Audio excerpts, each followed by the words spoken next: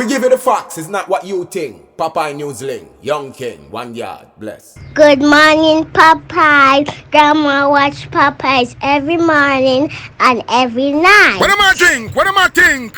You're listening to Popeye News Links. This is the Admiral Tibet who I represent, and remember, the time is so serious, cantankerous and dangerous. This is Popeye News Links. People of Center, St. Mary and surrounding. Yeah, watch Popeyes, mama. Here is Where I watch? Popeye. are you on exactly? If you are, Greetings viewers and subscribers. Prince Keandre, you celebrated your birthday on Thursday, September 4. Your grandma, your mom, and the rest of the family and friends, they had asked us to wish you a happy birthday on Thursday. Let's hope that you did have a wonderful birthday and may you live to see lots more. Now, when we start today's journey, we are going to be starting in Savannah Lamar. We are heading to Montego Bay. We are going to be driving via Petersfield in the parish of Westmoreland. Sit back, relax, and enjoy this journey with me. In the news today, the FBI, they have listed as most wanted that female on your screen. Her name is Elaine Escoe. Elaine is from Jamaica. Listen to this CBS report. Listen this. Tonight, the FBI is asking for your help in finding a Palm Beach County woman they say was involved in a multi-million-dollar COVID fraud scheme. Take a look. This is Elaine Escoe. She's now considered a fugitive. Escoe is now accused of stealing $34 million in COVID-19 relief money. CBS 12's Antoinette Delbel joins us live from the federal courthouse in West Palm Beach and has more on what to do if you've seen her. Annie? Well, Liz, federal agents say Escoe has been on the run since June after she didn't show up to court here. Now, she was indicted just months after getting out of jail earlier this year on similar charges for wire fraud. 40-year-old Elaine Escoe, seen here smiling with family and friends, is wanted by the FBI. The fugitive, who also went by the alias Annie Palmer, is accused of pocketing COVID relief money totaling $34 million. Federal agents say she and others were part of an elaborate scheme involving wire fraud and money laundering. The indictment claims Escoe submitted more than 90 applications for PPP and other COVID relief programs by using false information about employee numbers, payrolls, and revenue over an 18-month span in 2020. And it says Escoe was considered the ringleader. This case involving multiple co-conspirators and 90 or so applications with 34 million, that is a much larger number and a much more complicated and complex kind of allegation than most PPP cases. Defense lawyer David Taras has handled many cases like this. He says the COVID-19 money was meant to help those hit hard by the pandemic, not to be misused for personal gain. A lot of people were really hurt. People were dying during COVID, and those people maybe could have used that money to keep their businesses alive. That money wasn't available. Now, Escoe has tattoos on her left wrist, her stomach, her shoulder, her back. Federal agents believe she could be in Jamaica, where she's originally from. If you've seen her or know where she might be, call the FBI at 1-800-KlLL-FBI. Boy, may I tell you. In this report, the police in Portmore, they have taken a 34-year-old guy named Ryan into police custody, and he's facing gun and ammunition-related charges. Reports are that last night, Friday, September 5, about 8:30, a team of police officers, they were on patrol in the Manley Lane area of Nagohead in the parish of St. Catherine when Ryan, he was seen standing among a group of persons. On seeing the police, Ryan, he ran off into a yard. The police, they gave chase and they caught up with Ryan. He was searched and bingo. The police, they are alleging that Ryan, he was found with one Glock 40 9mm pistol. It was affixed with a magazine containing 6 9mm rounds. As a result, Ryan, He was taken into custody pending charges. Officers, job well done. This one, it took place yesterday afternoon, Friday, September 5 at minutes after 1 o'clock. It took place at Mango Walk in Montego Bay in the parish of St. James. Reports are that a 50-year-old Chinese national, he's employed by a businessman and his family as their chef. He was at the house inside his room when 4 hoodlums went there. The hoodlums, they were all armed with guns. The hoodlums, they banged on the door and ordered the chef to open the door.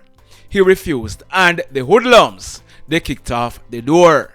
The hoodlums, they went inside the house and they beat up the chef, asking him for the money.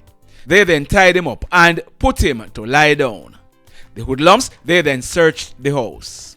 About 20 minutes later, the 20-year-old daughter of the Chinese national who owns the house, she drove up, not knowing that the hoodlums were inside. She came out of the car and she was walking towards the house when she was alerted by the Chinese who was inside the house. She got back into the car and was about to drive away when one of the hoodlums pointed a gun at her and commanded her to stop. The hoodlum took the female out of the vehicle and carried her inside the house. The hoodlums, they then forced her to open a grill gate with a digital lock that leads to another section of the house. They searched several rooms and them thief almost 7 million Jamaican dollars, over 30,000 United States dollars, cell phones, Rolex and Cartier watches, plus several other items. Before leaving the house, the hoodlums, they cut the Wi-Fi wires. They also removed the surveillance system from the house. The hoodlums, they then made good their escape. Boy, may I tell you, broad daylight. This one, it took place Thursday night, September 4 at minutes to 9 o'clock. It took place in the Love Lane, Burke Road area of Old Harbour in the parish of St. Catherine. Our information is that a 24-year-old guy, he was standing along the roadway when a white Toyota Probox motor car drove up and stopped. A hoodlum jumped out of the car with a gun in his hand and opened gunfire at the guy. He managed to run off and escaped his attacker, but he received a gunshot wound to his right shoulder.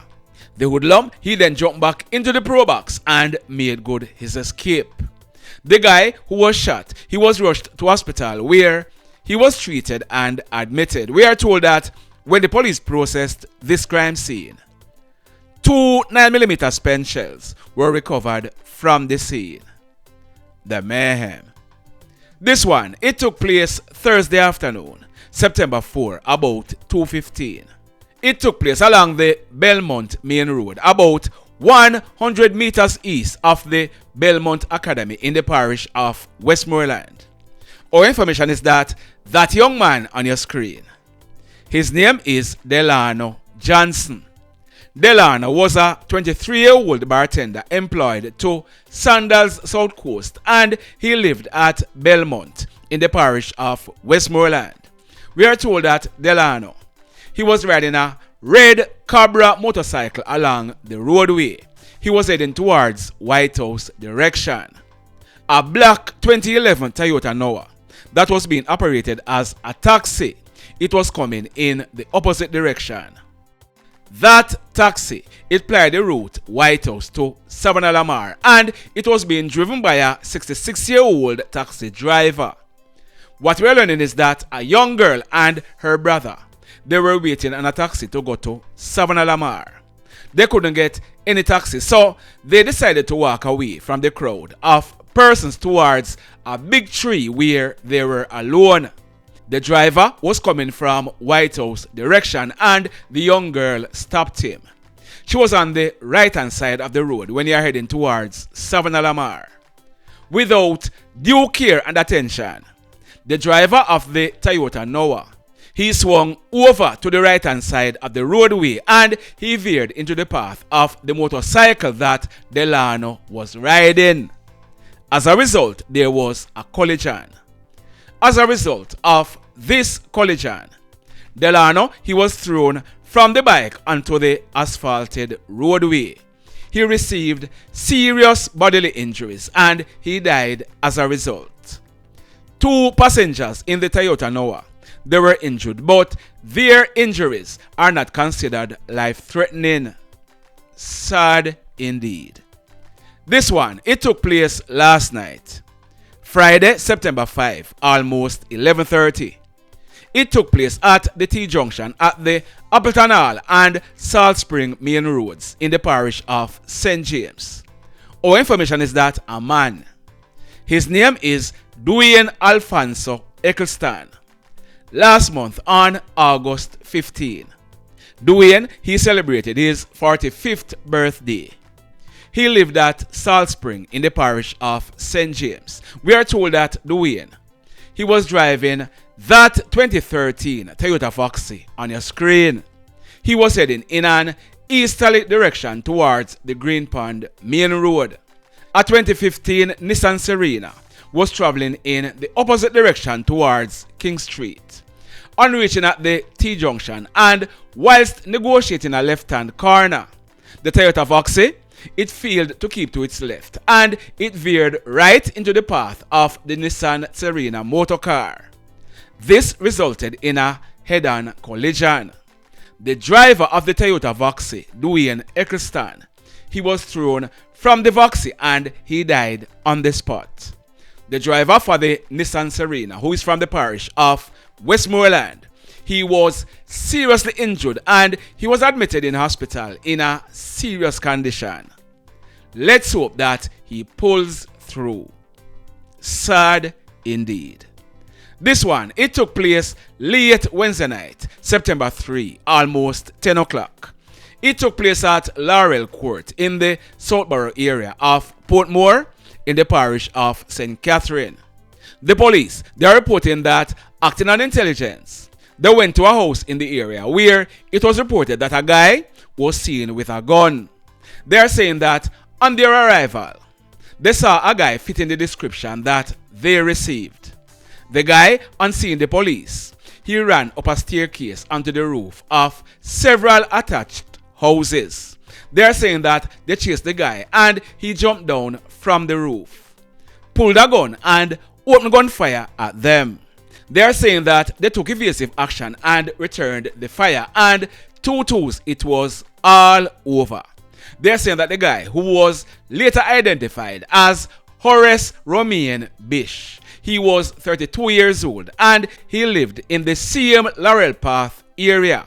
They are saying that Horace, he fell clutching a black 9mm pistol affixed with a magazine containing 4 9mm rounds. Horace, he died on the spot. Indicom are carrying out investigations. The mayhem. In this next report, a 14-year-old female is in police custody for killing a 15-year-old male. The female who is in police custody is Daneika Antonisha Green. She's living at Beverly Flat in the Newland area of Portmore in the parish of St. Catherine. Reports are that yesterday afternoon, Friday, September 5, about 12:30, the 15-year-old male, whose name is Duxane Elliot, he was a student at the Cumberland High School and he was living in the same Beverly Flat area. It is said that Duxane, or Duxane, he was at his home when Daneika went there, where a dispute developed between the two of them. It is alleged that Daneika, she used a half pair of scissors to stab Duxane to the upper section of his chest. She then made good her escape. Residents, they rushed with Duxane to the Spanish Town Hospital, where he was pronounced DEAD on arrival. Daneika, she was taken into police custody thereafter and she is facing a charge of murder. The mayhem. In this next report, now, we have been doing a whole lot of digging on this one and this is what we found out. On Wednesday night, August 20, a party was being held in the New Road area of Flankers in the parish of St. James. Several persons were in attendance. Early the next morning, Thursday, August 21, about some minutes to 2 o'clock, there was a dispute between that guy on your screen and another guy. That guy on your screen is Samuel Jr. Golden, but he was popularly known as Papa. On Thursday, September 11, coming up, Papa, he would be celebrating his 33rd birthday, and he lived at Providence Heights in the Flankers area. Papa, he was involved in a dispute with that guy on your screen. His name is Davian Campbell, but he is also known as Tex. Tex is 36 years old and he's living at Red Dirt in the same Flankers area. We are learning that the dispute with Papa and Tex got physical. Tex, who was armed with an illegal gun, he pulled it and he pointed it at Papa. Papa, he pushed Tex to the ground and the gun fell out of his hand. It is said that Tentroy, he intervened. No, Tentroy's correct name is Junior Young. He is 32 years old and he's living at Red Dirt in the Flankers area. Tentroy, he intervened and he held onto Papa. Tex, he picked up the gun off the ground, put it to Papa's head and squeezed. Papa, he fell to the ground. Both Tentroy and Tex, they ran out of the venue. They were accompanied by another friend. That other friend's name is Jason Jerome Phang, but he's popularly known as Noel or Jay. Jay is 21 years old and he's from Burn Savannah in the parish of St. Elizabeth. Jay is said to be the member of a gang in the parish of St. James. In fact, last year, July, Jay was arrested and charged by the St. James police for an illegal gun. Jay, he went to court and he was granted bail. Now, what we're learning is that Jay, Tex and Tentroy, they ran out of the venue. It is alleged that both Tentroy and Jay, they hit a guy in his face and drove away with his Toyota Voxy and made good their escape in it. They later abandoned the Voxy in the area. Like I said, Papa, he died on the spot. Now, later that same Thursday morning, Tentroy, he went in and he surrendered to the police and he was charged for the offense of murder. On Saturday, August 23, Jay, who was out on bail for the illegal gun, he went to report on condition of bail at the Lacovia police station in St. Elizabeth, where he was held by the police. He was placed on an identification parade and he was pointed out and he was charged in relation to the guy who was hit and his Voxy that was driven away. The police, they carried out several operations trying to capture Tex when the pressure was getting too much. Last week, Saturday, August 30, in the company of his lawyer, Tex, he handed in himself to the police. On Thursday, September 4, Tex, he was placed on an identification parade where he was pointed out. Now, let me address something. That photo on your screen, I got it 2 days after Papa was killed, and persons wanted me to post the photo of Tex saying that he was wanted.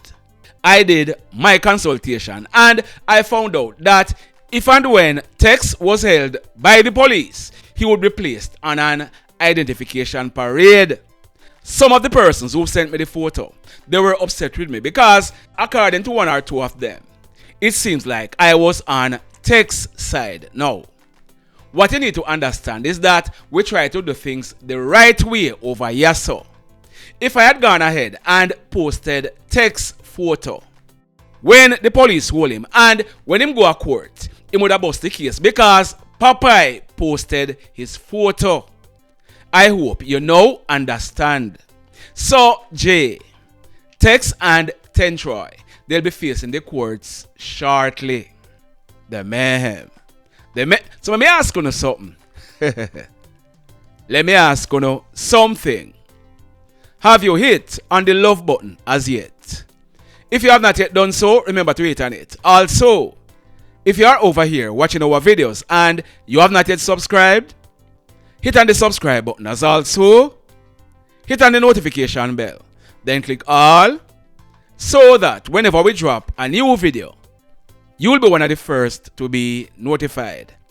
In the final report for today, this one took place early Thursday morning, September 4, about a few minutes after 2 o'clock. It took place at the intersection of Main Street and Moseley Drive in the town of Lucy in the parish of Hanover. Reports are that residents, they heard gunshots being fired and they called the police. When the police went and made checks, a man who was later identified as Loxley Vassel, but he was popularly known as Mr. Mouthy. He's from Retrieve District in the Jericho area of Hanover. Mr. Mouthy, he was found lying on his back in a pool of blood. When the police inspected him, he was found with a single gunshot wound to the right side of his head. Mr. Mouthy, he died on the spot. We are told that when the police processed this crime scene, one 9mm spent shell was recovered from the scene. The mayhem continues. Blessed love, everybody. Tell a friend for tell a friend for tell a friend about Popeye NewsLink and KlLL TV. Like, subscribe and share. Quicksilver sing, if we just unite, what a country this will be. If we just unite, Jamaica live in unity. If we just unite, what a country this will be. If we just unite, Jamaica live in unity. Hey, crime it a mash up Jamaica. Criminals them a mash up Jamaica. Jamaicans mash up Jamaica. Oh Jamaica, me sweet Jamaica. Crime it a mash up Jamaica. Criminals them a mash up Jamaica. Jamaicans mash up Jamaica. Oh Jamaica, me sweet Jamaica. I coulda sunshine or rain. Jamaica, no problem, no pain. Rude boy them knock out can't tame, but me want me country back. Give me country back. To the street and the lane, everybody them start complain. Bloodshed, what a shame, but me want me country back. Give me country back. Crime it a mash up Jamaica. Criminals them a mash up Jamaica. Jamaicans mash up Jamaica. Oh Jamaica, me sweet Jamaica. Crime it a mash up Jamaica. Criminals them a mash up Jamaica. Jamaicans mash up Jamaica. Oh Jamaica, me sweet Jamaica. Jamaica, Jamaica, the land of the sun. Jamaica become now the land of the gun. East and north and south when me turn. Country and town, man a play blood a run. Murder, don't you baby me hear them a murder. Cut it out, tell them no gonna further. Man a dead like cancer and bird, yeah. Who no listen them a word, yeah. Crime it a mash up Jamaica. Criminals them a mash up Jamaica. Jamaicans mash up Jamaica. Oh Jamaica, me sweet Jamaica.